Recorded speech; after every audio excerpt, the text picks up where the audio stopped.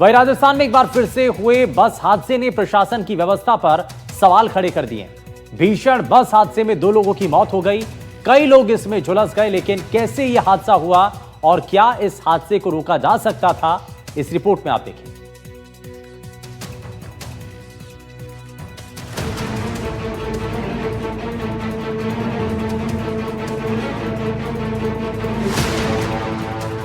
राजस्थान में एक बार फिर से बस हादसे ने सबको दहला दिया। जयपुर में मंगलवार को एक बस हाईटेंशन लाइन से टकरा गई। इस दौरान बस में करंट आ गया, जिसके बाद बस में आग लग गई। वहीं इस भीषण हादसे में 2 लोगों की मौत हो गई, जबकि 10 लोग झुलस गए। बताया जा रहा है कि बस के ऊपर सिलेंडर भी थे, जिनमें से एक में विस्फोट हुआ।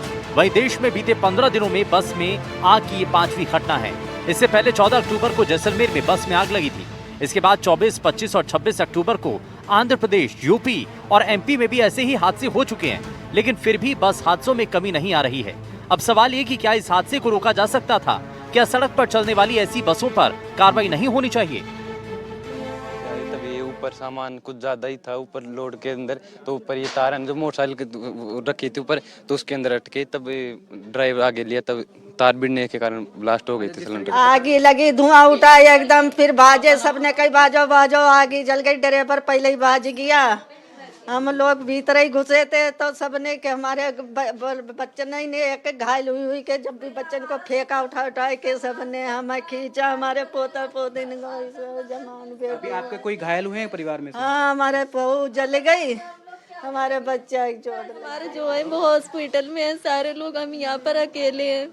कौन कौन है आपको हॉस्पिटल में? मेरी भाभी है हॉस्पिटल में, बहन है, अब भतीजी है, मेरा भाई है, मेरा भतीजा है, मेरी जिठानी है, मेरे जेठ साथ में है। हमने सगाई पीछे रोक ले, बस नहीं रोकी उन्हें पीछे। सेठ ने मना कर दिया गाड़ी मत रोकना कहीं। किसने मना कर दिया? सेठ को बता रहा, सेठ ने मना करा था गाड़ी कहीं मत रोकियो। ठेकेदार है उसने? ना, डिलीवर। और जब आग लगी तो डिलीवर फान के भाग गया। उन्हें ये भी नहीं कही पब्लिक से कि तुम उतरो, तो ठेकेदार ने कही कि उतरो उतरो उतरो उतरो। बस में धुआं भर गया तो हम लोग खिड़की तोड़ तोड़ के निकले बाहर को। आम नहीं बल्कि कच्चे रास्ते पर ये बस जा रही थी। खेतों और ईंट भट्टी तक पहुंचने का रास्ता था।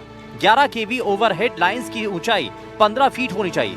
हादसे वाली जगह बिजली के तारों की ऊंचाई 17 फीट थी। 11 केवी फीडर पर लगे ब्रेकर के ट्रिप होने से आपूर्ति बंद हो गई। विद्युत लाइन की कम ऊंचाई से नहीं हुआ हादसा। डबल डेकर स्लीपर बस के ऊपर सामान रखा था। सिलेंडर मोटरसाइकिल छत पर रखी गई थी। लोहे का सामान बिजली के तारों के संपर्क में आ गया। वहीं इस हादसे को लेकर deputy CM doctor Premchand Bairwa ने दुख जताया और बताया कि कैसे ये हादसा हुआ। दूसरे राज्य से लेबर थी, उसको लेकर ये बस आ रही थी जो ईंट भट्ठों पे काम करते हैं। उसके अंदर बताया जा रहा है कि ऊपर गैस सिलेंडर भी जो एलपीजी के थे वो भी रखे गए थे और उनमें से एक फटा भी है, ऐसी मेरे को जानकारी मिली है। और उसके अंदर बकरियां भी थी और बच्चे भी थे और सारे परिवार से ही सामान सहित उस बस में थे। ऐसा जानकारी हुई है कि हाई टेंशन लाइट के नीचे से गुजर रही थी जब ये हादसा हुआ है।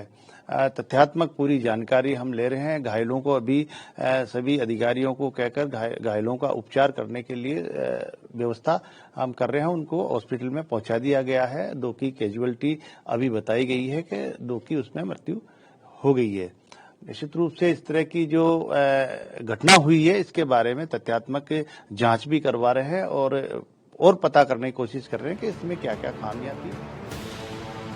15 दिनों में बस में आग की घटनाएं। 14 अक्टूबर जैसलमेर जोधपुर हाईवे पर बस में लगी आग, 28 यात्रियों की मौत। 24 अक्टूबर आंध्र प्रदेश के कुरनूर में एसी बस में आग लगी, 20 लोगों की मौत। 25 अक्टूबर एमपी के अशोकनगर में बस में आग की घटना, कोई हताहत नहीं। 26 अक्टूबर लखनऊ में आगरा एक्सप्रेसवे पर बस में आग लगी, कोई हताहत नहीं।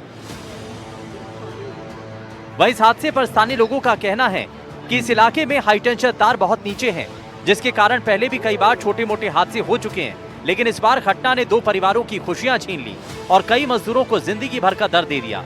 जयपुर का यह हादसा एक बार फिर ये सवाल खड़े करता है कि मजदूरों की सुरक्षा को लेकर हमारी व्यवस्था कितनी लापरवाह है। प्रशासन अब जांच में जुटा है, लेकिन जिन परिवारों ने अपनों को खोया उनके लिए ये दुख कभी कम नहीं होगा। यहाँ पर जो बस हादसा हुआ उसकी गवाही देखिए, ये सामान जो मैं दिखाना चाह रहा हूँ बार बार, ये छोटी साइकिलें देख सकते हैं आप किस तरीके से, बच्चों की साइकिल है। संभवतः मजदूरों के साथ बच्चे आए थे जो कि यहाँ पर उनके साथ में आए कि उनके परिजनों को यहाँ पर काम मिलेगा और वे यहाँ पर रहेंगे। ये खिलौने कुछ बच्चों के बच गए हैं, आप देख पाएंगे सॉफ्ट टॉयज़ जो बच्चों के हैं वो जले हुए बच गए हैं। किस तरीके से ये पूरी जो वेदनामय स्थिति है इसे शब्दों में बयान कर पाना उतना आसान नहीं है, संभव नहीं है। ये बक्से पूरी तरह से जल चुके हैं, ये घर का सामान है जो कि अब कुछ नहीं बचा है, सब जल चुका है। ये सामान घर बसाने के लिए लाया गया था, ये सामान यहाँ पर वे इस उम्मीद के साथ लेकर आए थे कि यहाँ उन्हें काम मिलेगा और काम मिलेगा तो वे यहाँ पर अपनी गृहस्थी बसाएंगे और उसके बाद में यहाँ पर रोजगार उन्हें मिलेगा। लेकिन अब ये कुछ नहीं बचा है, सब कुछ राख हो चुका है और इस राख में ये जो अवशेष हैं वो आपको बयां कर देंगे कि किस तरीके से ये जो पूरा हादसा हुआ इसने किस तरीके से लोगों के परिवारों को, उनके सपनों को किस तरीके से उजाड़ दिया। कैमरा निर्मल कुमार के साथ विश्वास शर्मा, NDTV।